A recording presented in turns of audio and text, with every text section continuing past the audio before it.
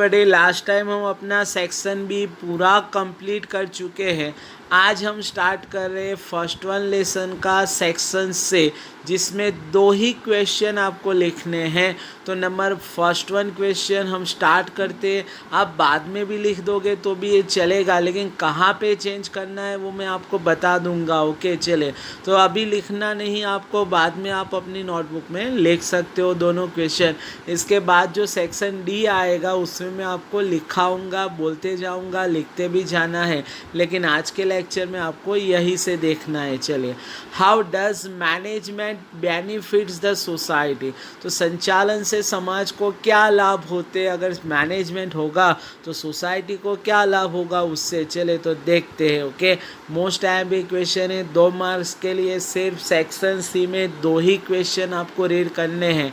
Each business enterprise stage with in society. Okay, कोई भी अगर बिजनेस एंटरप्राइज होगा तो वो सोसाइटी में ही रहेगा। यूजेस मीन्स ऑफ सोसाइटी, समाज के ही साधनों का इस्तेमाल करेगा। एंड डज इट्स फंक्शन, वो समाज के लिए ही काम करेगा। For the benefits of society, समाज के फ़ायदे के लिए ही अपने काम करेगा, समाज में ही रहेगा, समाज के ही साधनों का इस्तेमाल करेगा और समाज के बेनिफिट्स के लिए ही काम करेगा। ओके, देखते हैं फिर से। Each business enterprise stage with in society, uses means of society and does it's a function for the benefit of society. Success of business enterprise, अगर कोई भी बिजनेस को सक्सेस बनाना हो तो increase is social wealth and welfare of the society. Okay, तो जितनी भी business की अगर सक्सेस बढ़ाना होगा, अगर बिजनेस अगर सक्सेस चाहता है तो उस बिजनेस का अगर सक्सेस होता है तो क्या फ़ायदा होगा, सक्सेस ऑफ बिजनेस एंटरप्राइज, यानी कि जो सफल यूनिट है वो इंक्रीज इज सोशल वेल्थ, समाज की जो संपत्ति उसमें इंक्रीज इजाफा करते हैं। And welfare of the society, समाज का कल्याण भी करते हैं। तो जितने भी सफल, just for example Reliance industries है, वो increase social wealth and welfare of the society करती है। तो सेकंड है success of business enterprise increases social wealth and welfare of the society.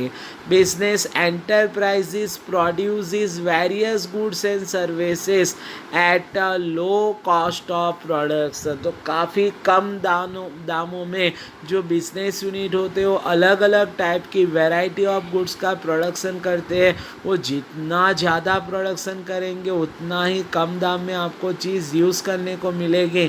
इससे क्या होगा कि आपका life of standard of living काफ़ी इंक्रीज हो जाएगा। Okay, business enterprises produce various goods and services at a low cost of production.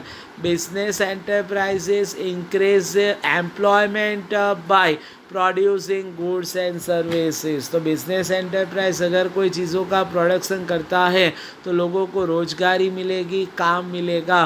तो business enterprises increase employment by producing goods and services. The last one point, it serves, यानी कि सेवा देने का काम करेगी, सोसाइटी को लाभ देती है। किस तरीके से, by providing goods and services at a reasonable price. तो काफ़ी कम दामों में हमको, यानी कि सोसाइटी को चीज़ें इस्तेमाल करने को मिलेगी।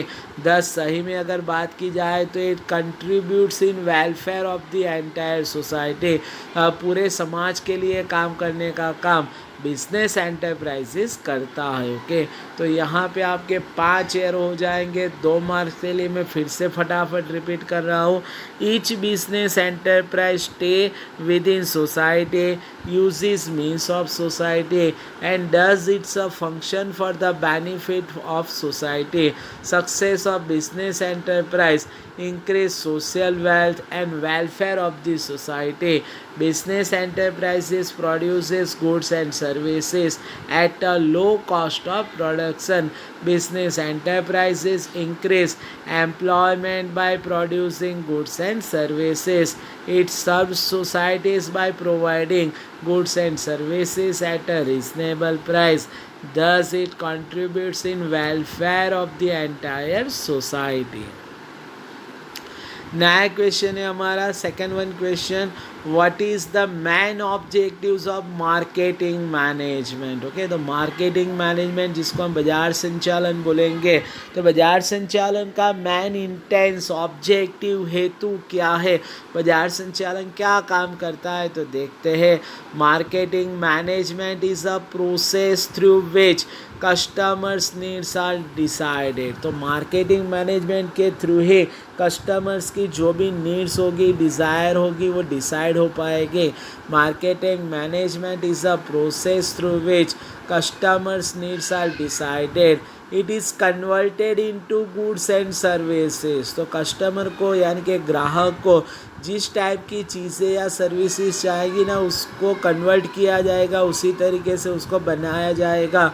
It is converted into goods और services, then it is provided to final consumer और कस्टमर। देखें, उसके बाद उसको लास्ट जो यूज़ करने वाला है वहाँ तक पहुँचाया जाएगा, और द यूज़र भी बोल सकते हो, so as to satisfy the needs of certain specific customer group और ग्रुप्स। इससे क्या होगा, तो जो कस्टमर्स ग्रुप होंगे उनके स्पेसिफाइड नीड्स यानी कि जो चाहिए उनको वो मिल जाएगा। ओके, फिर से second point, it is converted into goods and services, then it is provided to final consumer और कस्टमर और the user so as to satisfy needs of certain specific customer group or groups. Okay, it gives importance to optimum utilization of available resources. तो ये क्या करेगा marketing management, तो जो भी संसाधन उपलब्ध होंगे, हाजिर होंगे प्रेजेंट, उसका बेस्ट इस्तेमाल करेगा, so as to maximise profitability, जिससे उसका प्रॉफिट ज़्यादा हो पाए, नफ़ाकारकता जिसको हम बोलेंगे। It gives importance to optimum utilisation of available resources so as to maximise profitability. Thus, main objective of marketing management is a customer satisfaction और कस्टमर्स ओरिएंटेड यानी कि लक्ष्य जिसको हम बोलेंगे, ग्राहक लक्ष्य होता है। कस्टमर सेटिस्फेक्शन ग्राहकों का संतोष main objectives of marketing management का होता है। Thus main objective of marketing management is a customer satisfaction और कस्टमर्स ओरिएंटेड। ओके, तो 4 पॉइंट है यहाँ पे, मैं फिर से बोल रहा हूँ।